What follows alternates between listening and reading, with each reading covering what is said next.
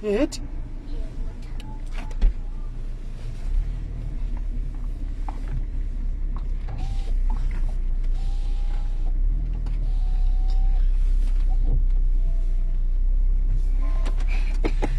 Yes, guys.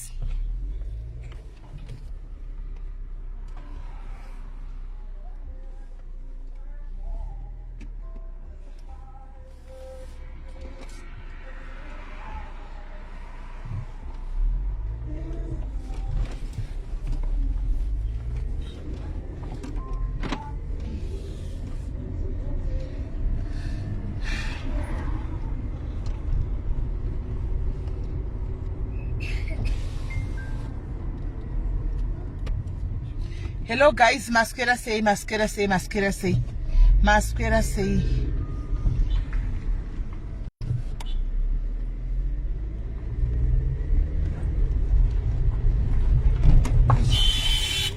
What's up? I'll check it out. Yeah, okay. Masquera say, guys, masquera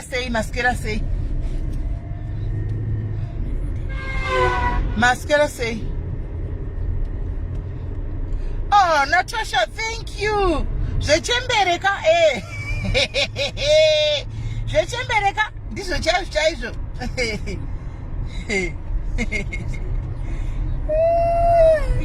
Guys, masquera say chingotegai vamwe chingotegai zata nari kumakuwa kwandaona kwaBevu ndokwavari kumakuwa asi ngotegaiwo vamagona guys. Yes Viki, chingotegaiwo vamagona kutsenga guys, tingosvika at least 100. Pane nyaya ndoda kungokudzai, saka pangosvika 100 chete ndobva ndangokudzai kuti nyaya yacho yakamira sei.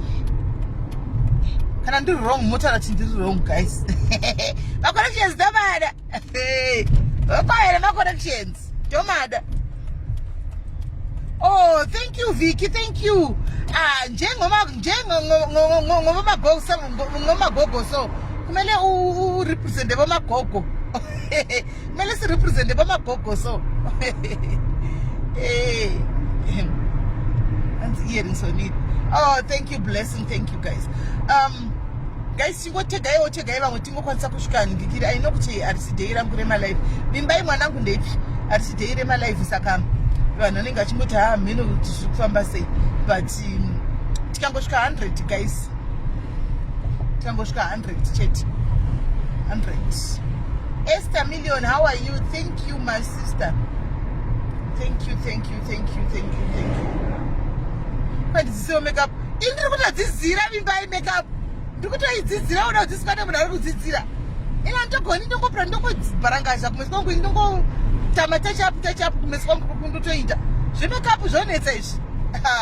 Zvemakapu zvonetsa mimbai izvi serino, thank you.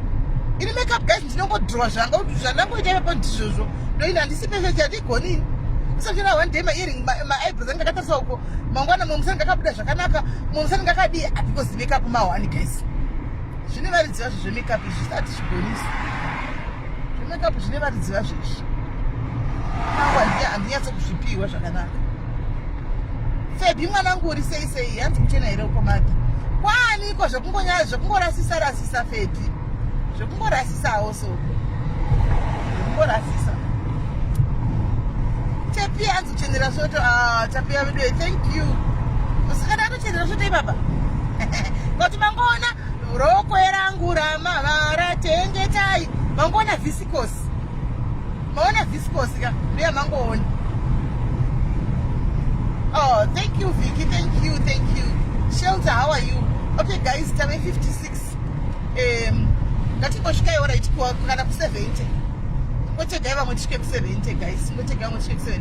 Because toda kumingira, toda kukata manje. Ngotegai vamwe tisvike ku 70. Ta 60. Hello Eunice. Fortune Gwenya, how are you? Eunice na Fortune muri say. Mama Chipo, how are you? Muri say. Right, tashka 72. Guys, masquera say answer this because Neman, thank you. Hey, vele sontweni, vele church. Right guys, nyanda chida kuti ndingosara nemuzara nhasi ndekudai so Sunday kudai. Toda kuti ndimbotaura nevamwe vanhu anditika timbosimudzirana kuna vamwe vanhu vane mweya yavo inenge iri pasi. Anditika vamwe vanotarisira pasi vanotarisirwa pasi maybe uri umwe wacho hajaenda kutarisirwa pasi every time andika maybe uri umwe wacho naye anenge achimunzi nevanhu iwoyi kana kuti iwe declared kudhara kuti you never make it in life kana kuti iwe pacho kwakatozvidza kuti uri condemn hapana paunofa wakaita chinhu chinobatika kati muupenyu hwako because of zvinenge zvichiitika ndangoti guys adikani ndiye kuzongokuudzai kuti munoziva tichika iwewe pachako you are not ordinary, you are extraordinary. You are not ordinary, you are extraordinary. That's why the devil is scared of you. That's why the devil comes and tells you every time kuti iwewe chero kada kuita chinhu chibudiriri. Yo kukumbaira sarora kupana sipoto ere. Kuti uchechera kuti rekunyepa. Animona rekuti anotokuudza kuti haufoka budirira chinhu paupenyu hwako haufoka kuita chinhu chinobatika anti mazviona that ndingokuudza mudika ndingokusimudzirawo mangwanani namasikati nhasi kuti usanyeperwe andika iwe pachako wakatozvitarisaka you are extraordinary, you are not an ordinary person anditi wakati zvautori izvozvo andika zvakatokufanira zvautori izvozvo zvakatokuringana andimona kune vamwe vanhu vanotarisirwa pasi vakaluza self esteem vasina self confidence because they've been told each and every time kuti wakashata yeye une maromo akadai yeye une maziziso yeye une skin yakadai yeye une mhino andika do not allow those people and to come and tell you kuti wakadai because when God created you andika akatoona zvakakodzera kana mwari wakagutsikana newe nezvauri. What about a human being? Who is a person? Who is a person? Anokupachi andika your looks does not define who you are anditi musanyeperwa nekuudza tanza hauna swag hauna that thing. What is that thing? What is that thing? You will just do a thing. So sumuka kuva nasi uyezozvitarisaka pamwe kuda ungoaluza hope because wakanga uchitoudzwa kunzi paupenyu you never get married paupenyu haufokwa nabasa animona pamwe wakatozviudza utori condemn even kufamily kwenyu pamwe kufamily cheche kwakazonzi utori condemn iwewe anti chinguri wakazama kuita zvinhu izvi inda usingabudiri zvoita mwe vana zvichida pamwe unokombewa nemasiblings ako kana kuti unokombewa nevamwe vanhu vemurari kuti dei angari toza kuti semwana wakwaningi anditika ziva kuti iwewe you are extraordinary, you are not ordinary anditika usabvume kukombewa neumwe munhu iwewe you are your own person anditika makatosiyana anditi kana who told you kuti iwewe you cannot make it in life?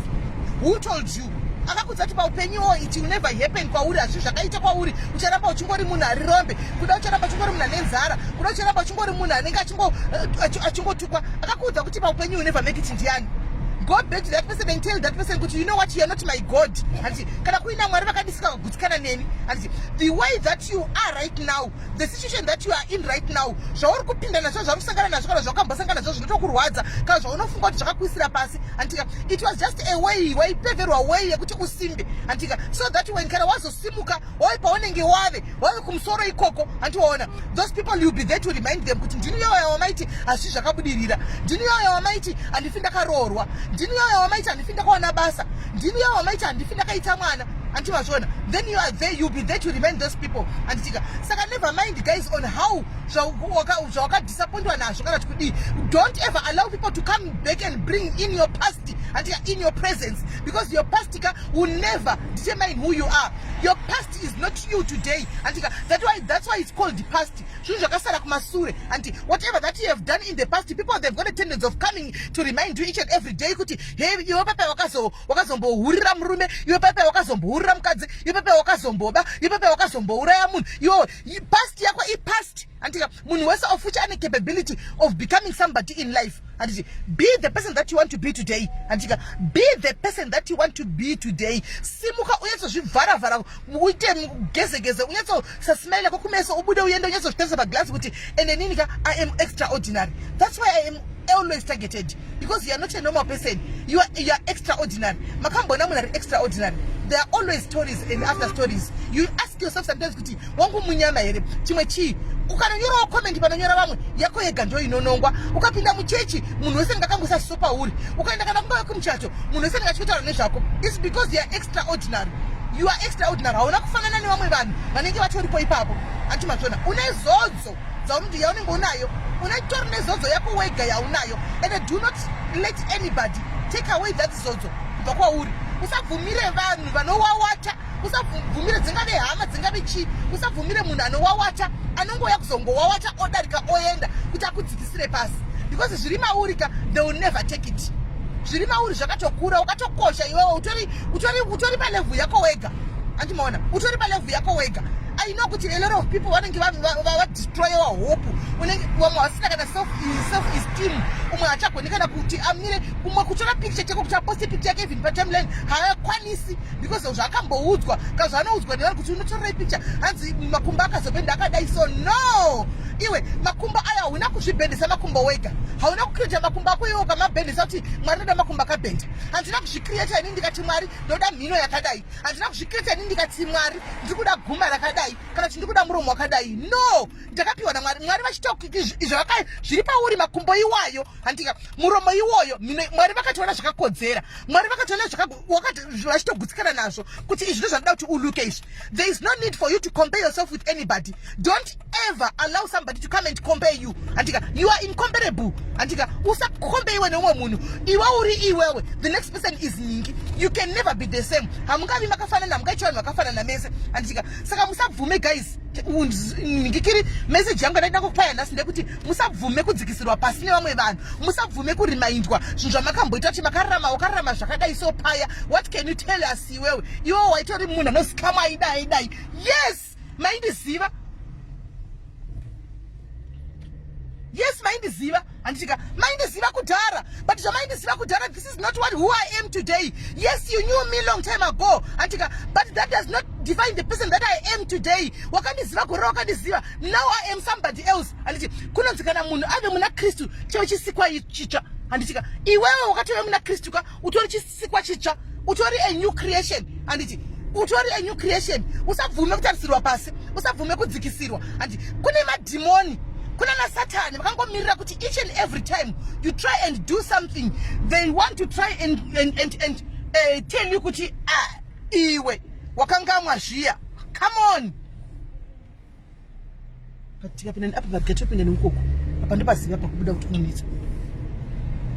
Anmona kuti iwewe ungacheiwe uchisha ungatiudza iwe nezvako wakadai. Munhu ari kukuudza maybe probably pamwe munhu yacho kutaurira zvinhu zvawakaita uri mwana mudiki maybe iwe 15, handiti because akakuona, handiti panguva iyoyo akakuziva panguva iyoyo uchiri mudiki, nanhasi achiri kukulebhula nezvinhu zvaakakuziva 35 years ago, kana kuti 14 years ago, kana kuti 15 years ago. Are you the same person? No, you are somebody else. By then maybe you were just 14 or 15 years, and now that you are 30, kana you are 20, kana you are 34, and munhu ada kuvikira zvinhu zvakakuziva uchita 15 years ago. Are you still the same person? Are you still the same person? No, you are not. And so musabvume kudzikisirwa pasi muchivigirwa zvimapasti zvenyu kunzi chichi. Tell the person anenge achazokudza zvepasti yako kuti honaka inini ndina zvavakutonitaurira izvo, it's my past. I don't belong to my past. Andika I don't belong to my past. Ipasti yangu yakutonitaurira nezvayoyo and handinei nayo. Tell the person. Antimaona sumuka usumukire mberi uenderere mberi. Anditika nyatsomira pagrazi uzvitarise. Kana wanga wafunga kuti pako papera pasati papera. Anditika kana wafunga kuti iwe uri wenhamo kakansela mashoko iwe uzvudza kuti ini handisi wenhamo. I am extraordinary. This is just a temporal phase that I'm going through. It's a temporal thing that I'm going through. Zvinopera. Makambonzwa sei nyeva kuri inotaura chisingaperi chinosura. Chisingaperi chinoshura kana chinosura ira meno. Amen. Zvanotaura vanhu vakuru. Handimazviona. Chisingaperi chinosura zveshuwa. Handimaona. Hakuna chisingaperi. Saka kana wanga zvita kuti ini ndichagara ndiri mupovati, ini ndichagara ndiri murwere, ndikazodai ndotoshamsika nemumwe munhu anenge achitaura danzi ini nangu ndine BP yangu, ini ndine shuga yangu inondinetsa, kuita kubhabhatidza chigwere chacho pauri, kuita kuti chigare pauri. Do you know kuti mashoko enyu ane simba? Mashoko enyu ane simba guys, izvo zvamunenge muchitaura. Mashoko enyu ane power. Pamunenge muchitaura baba kuti ini nangu BP yangu, asima yangu yandirayo yako. Wakazvogaone asima iwe. Asima yako, haisi asima yako. Handiti condemn those words, rub those words. Handitika hauna is just a temporal phase zvinodarika. Handiti ini nangu ne AIDS yangu. AIDS yani wakazvogaone AIDS yani. Haisi yako irambe, denounce it. The problem tiri kuzvibhabhatidza iko zvinezvi. Tiri kuzvibhabhatidza nenyaya zvimwe zvirwere zvimwe zvausingakodzeri kunge unazvo kuzvibhabhatidza wega munhu kuti ini nangu nechinhu changu chakati, ini nechinhu changu chakati. Achisi chako mudikani, chirambe man. Denounce it. Handika ramba. Handiti be the person that you want to be. Handiti if you want to be a millionaire one day, start walking like a millionaire. Because you know, handika start talking like a millionaire right now. Handiti If you so wish for one day, and you're going to be somebody in life, and start becoming that person now. Start practicing. Kana wakazvidza kuti paupenyu da kuzofamba nezimuta rakadira and itoenda uchimbonotora mapicha akamira pane dzevamwe uchitepa into that anointing and uchitotogwa mapicha uri pani ndokumbotogwa picha. You start practicing right now kuti kana nazomira pamota yandiri kudai ndinenge ndakaita sei anti mashona. Saka guys, ndozati kune vakawanda venyu vakadestroyiwa nemashoko, kune vakawanda venyu vakadestroyiwa nehama, kune vakawanda venyu vakadestroyiwa nana satana nenyanga, kuti vakadestroyiwa nemunhu usingazivi. Guys, mirai ndikuudzei, kana ukaona uchitaurwa nemunhu especially vanhu usingazivi vasina basa, antika those others who comes into in a form of ghost account, antika varanzeve seka namo serugare. Seka namo iseke namo ichiya kudai so uiseke kuti it's not my portion, because indeed it's not your portion. It's not your portion because you are extraordinary. Seka namo serugare. Hanzini ntine munyama kubabatiza munyama pauri. Usababatize munyama pauri. Usaise munyama una munyama yo. Andifunga kuti Mwari wakambota chisika munhu wakati iwe ndiwo munyama. Iwe ndiwo nchito zvakadaka. Iwe une capability of doing zvaunoda kuita noupenyu hwako. Andichika zvaunoda kuita noupenyu hwako une capability yacho. Usangovhuma kutarisirwa pasi. Usabvuma kunyamiswa mongo handi kudisappointwa. Uchiudzwa zvinhu zvaunzi zvakazodai. Ava vanotaura maybe kuda wanzwa nekutukwa mukati moupenyu hwako. Uri munhu anogara achingotukika. Imbozvibvunza kuti dei vanhu vakafanana nesu vanotukwa left right and center dei tichiri kurarama here. But we iseni I ignore. Handina chindira handimuswi, handivhurumuswi, handitirimuswi, handitsukunyuswi neshoko rinotaurwa nemunhu. Handi ishoko rinotaurwa richidarika hana basa pa munhu anenge achitaura shoko racho kazhinji kacho hatakuzivi. Anotaura zviri mupfungwa make, anotaura zvaanofunga, ende ungarambidzi kutaura munhu zvaanofunga handiti. But the truth is hatakuzivi. Andimaona. Saka ramba wakamira wakati nsi, ramba wakamira, usatsukunyuke. Ramba uri panzvimbo. Andika ignore, let them water, let them talk, vachave strong, vazave strong. Ukaona everyday uchingomukira kunzi. I'm telling you the truth guys. Kuna vamwe vanhu kuti vakasvika pa even pa social media apa. Andika akango destroy what nemashoko evanhu kana ne 2 minutes. Andika akati nani zvigoni. No, you can do it. You can do it. Kana isitaka zvigona ionteza nei. Handi sisi munoti kwa vanhu vakuru, handi munoti kwa machembere, mchiti kwa kuma BP ndio vanobatana machembere. Nda BP handika. But andifunga kuti BP ningabatiswa BP nemunhu pa Facebook. Andifunga kuti ningaita BP nemunhu andisingazivi. Never.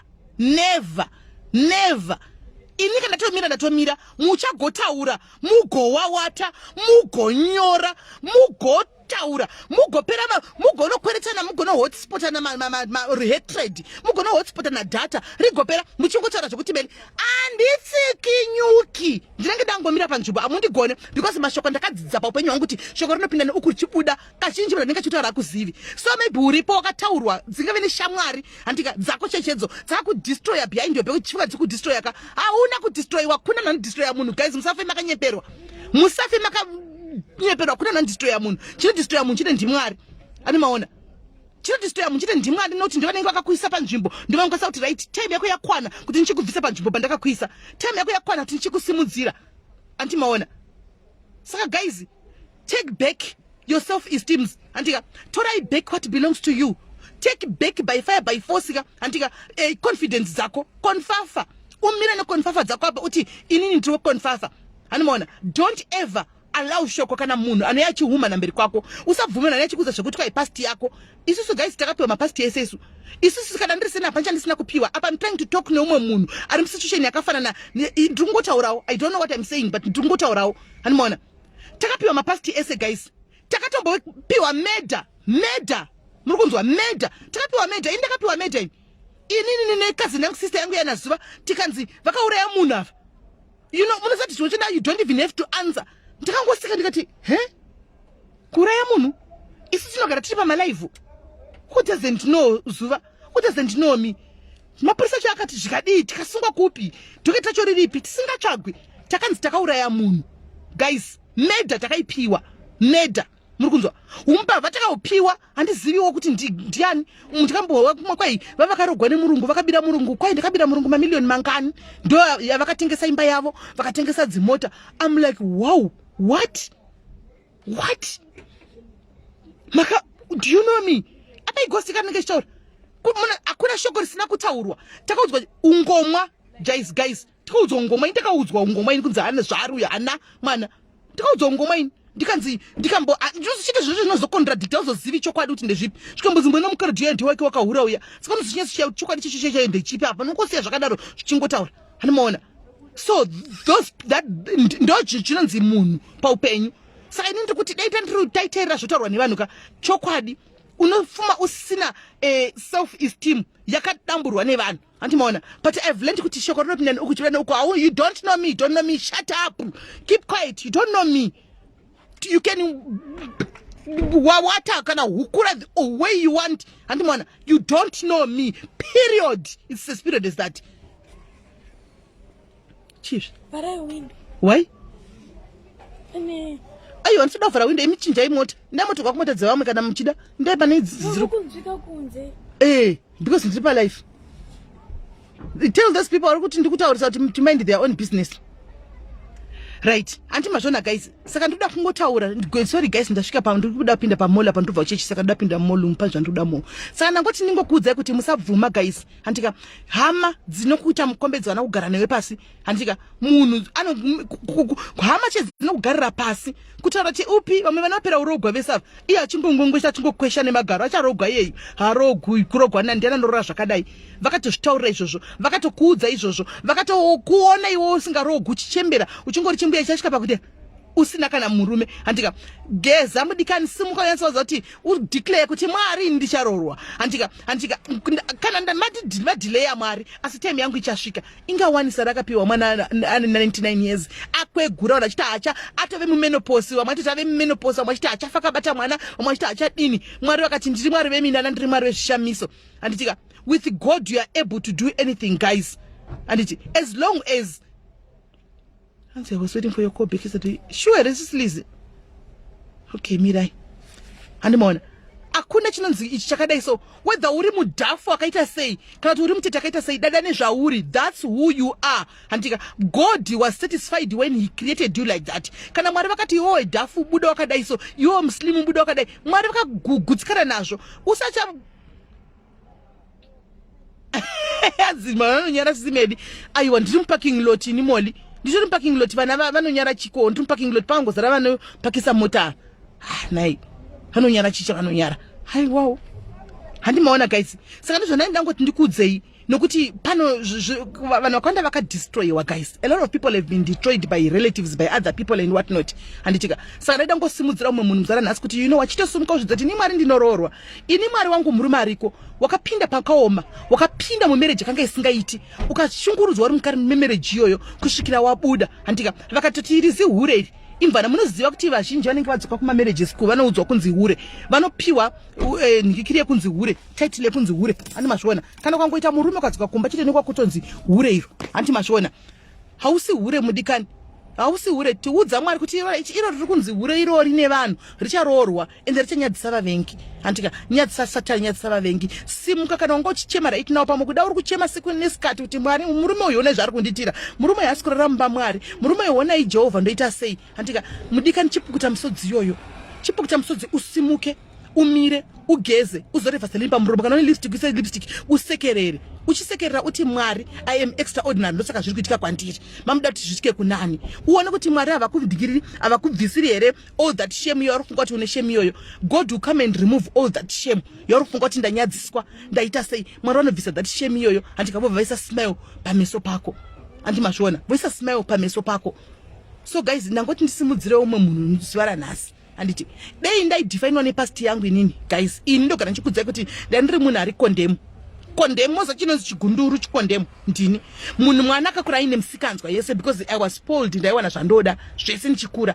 Saka ndakapedza ndakuita musikanzwa imwe yekuti dei kwakuine vanhu vanokondemwa ndichikondemwa nepast yangu inini guys. Dei ndisina kugara panapa ndichitaura neumwe munhu pana I know apashai vaviri vatatu vabata mashoko angu. Dei ndakanga ndichiri kungoramba ndichibvuma kuna mwana anondiziva kamusangano guys ndiri person wokuti atombouyi neghost anonyadza kutokuziva utonyadza kutouya utotora kuti ndiwe ende wakura unoziva gore riya utokurangadza zvinhu zvaunonyatsoziva kuti 25 years ago utokuti uri kuziva gore riya ukazodai pai ukazodai pane mwana akabvunza mumwe musinika saka uda ndidii kuda kuti ndite sei nazvo right wow we ende wakura vedu we zvoti we munhu mukuru ndikatsi kungada ndirambe ndiri mwana kweda kuti ndirambe ndichingori ne 18 years yakomana poka ndiziva ndavi ni 1918 saka ndiramba ndangomira ipapo ndakura kazvitodza ndakura handiti saka guys bachai mashoko musabvuma kudzikisirwa handitika isi titori nadzo hakuna munhu asina past apa hakuna munhu asina past yake yakaora neyakanaka tinadzo past dzakaora but chero kauya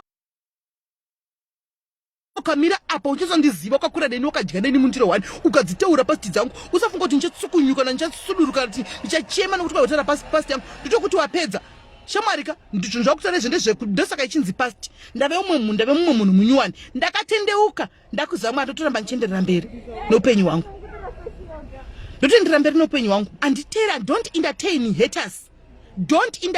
haters and bashers musa entertaina my haters nemabashers aya guys they are there to nas chaichai munoziva zvinhu zvepasocial media pa kunewo munhu anogona kutofunga kuti pasocial media just because muri kuita zvamuri kuita pasocial media handitika muri kuita zvamuri kuita pasocial media pane vanenge vari mumacomment section mabridemaid anogona kutofunga kuti haiwa Sis Melly vakanganisigwa apa zviti voenda kunotuka the next person kana kuti aiwa Sis Melly vakangasira ningi nhasi ndaseka umwe mwana handitika meno mwana mudiki Sis Melly mune jealous nazuva imimi mune jealous nazuva you were supposed to protect that post yaya mukati musina kuiposta.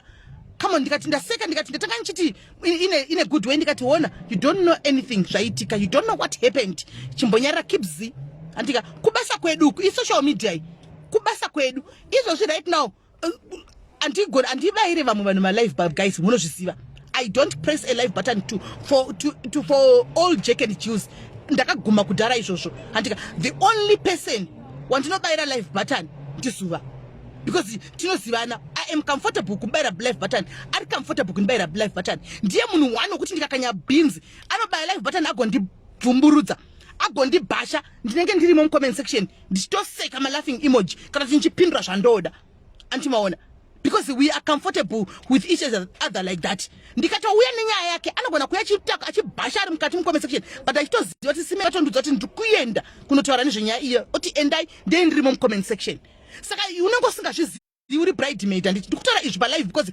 probably Zuva will be here or she's going to watch this kana chinyepati ndikunyepa handimaona otouya izvo zvine bhini dzangu dzimwe dzandakakanya so dzanotoziva kuti Zuva anogona kutongobaya live but ndakatomirira live yachoda handimaona ndedzimwe bhini dzangu dzandakatokanya so dzandakatomirira kuti live but ndinogona kutobayiwa manje zvino munhu anenge asinganzwisisa nzi vari kuita live makakandirai no ndinotoposta manzwa ndinotokanda handiti tinotokanda anotozviziva naiye kaasi bambi she's a fair person angachitoziva kuti okay hatinga deprive vamwe vanhu because of this ingoita yamunoita but inde ndirimo comment section ndichizvidefenda ndoti bolato handimaona zvakafanana nezvi ndakatomirira live yangu yaarifunga kutoti aiti kana tuya kuzondipisa ndirimo comment section ndichitoti ndikutozviziva antimaona saka most of the times it's not necessary kuti tingoswera andizivi amumbofuna kana chibaira mumwe munhu button guys never mamwe mafelebi ese amunoziva ndakaguma izvo zvezvo 2019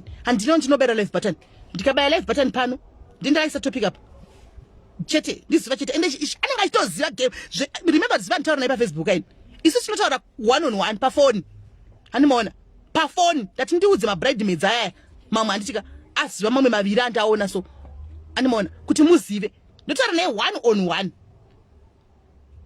saka guys ndati muzive handina munhu andobaira live button angave ani kana celebrity upi zvikadonzi angachitaura nezvangu ndotoignora kungezva pasina chandahwa kutosekawo kutodarika kuti wangachitaura nezvangu mhene koko handimaona because I am over that but she's my blood, she's my family, she'll always be there in my life handika ndinogona kubaira live button because pabasa pedu apa handika pabasa pedu ndopatotambira not necessarily to say kuti munhu achaziva chiti kwai Sis Melly mabaira live button zizuva mune zuva mbune jealous rei rao rikazozikamwa newe iwe a total stranger jealous rangazoziva iwewe itosenja nderei risingazikamwi newangu muninyina nderei zvatinoitirana kuseruko patinogamhana munopaziya zvokuti mukazoti jealous dei aitoziva dei anga rimwe munhu anoita zvandoita izvozvo pana zuva dei ndakabloka udhara dei anga risi anybody else dei akabloka udhara but just ask yourself kuti wai ndichiripo hanzi akayakati to Girazi we know kuti she was joking yes indikatopindurawo kuti ndikwanire wa upengi animaona ndo unenge uri ukama kawa ugezi nesipo setsvina guys, and there's no way I can be ndindoziva kwandakabva naye, ndindoziva zvamusingasivi, ndindoziva kwandakabva naye ndichimusimudzira, ndichifamba naye ndichimubhabhadzira, ndichimubvisa pamba kwandakabva naye ndindokuziva. Pamwe muchifunga imi vamwe muchitomubhasha mukoma section kuseri konde ndina nchimtoona kamningina so achitoita izvo zvichitofaya. Hanzi mari yemwana yakauya 9000 yakazo clear acknowledge, yaka clear 9000 yakwasara 9000 yaka clear yakwasara 9000. Oh, ndakupa feedback yakaita.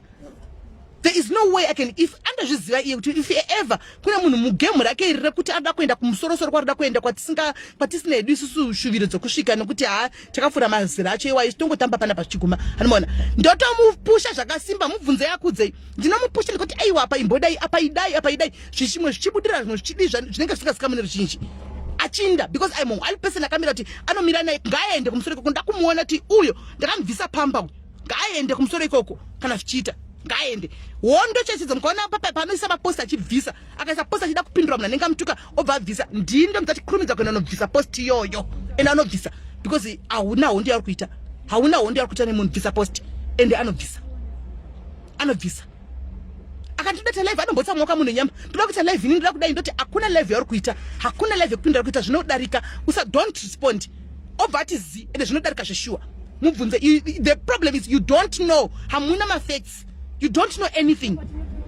You don't know anything. Pana papa basa ngona totanga ndo live but simenya kazideka hambo faka ndipindura zviri personal anenge achitara zvipa Facebook apa.